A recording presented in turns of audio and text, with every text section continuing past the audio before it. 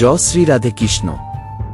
যেখানে সূর্যের কিরণ থাকে সেখানেই আলো থাকে, আর যেখানে ভালোবাসার ভাষা থাকে সেখানেই পরিবারে সুর বেজে ওঠে। জীবনের পথে অনেক কঠিনতা আসে, কিন্তু সেগুলো আমাদের নিজের ভেতরে পরিবর্তন আনার ইঙ্গিত দেয়।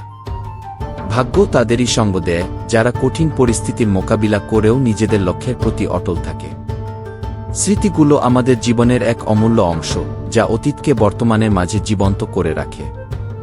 স্বপ্নের পথে পড়ে যাওয়া এবং আবার সামলে ওঠা খুবই স্বাভাবিক, কিন্তু যারা পড়েও বারবার উঠে দাঁড়ায় তারাই শেষ পর্যন্ত সাফল্যের দিকে এগিয়ে যায়।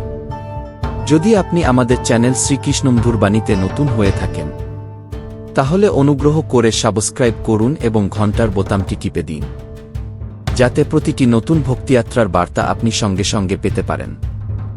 যাত্রা শুরু করা সহজ নয়, কিন্তু একবার শুরু করে দিলে মাঝপথ থেকে ফিরে আসার কোনো লাভ নেই। কারণ গন্তব্য হয়তো ঠিক ততটাই কাছে যতটা পথ তুমি ইতিমধ্যেই অতিক্রম করে ফেলেছ। জীবনে সত্যিকারের সম্পর্ক কখনো কিছু চায় না, শুধু সম্মান আর একটু সময় চায়।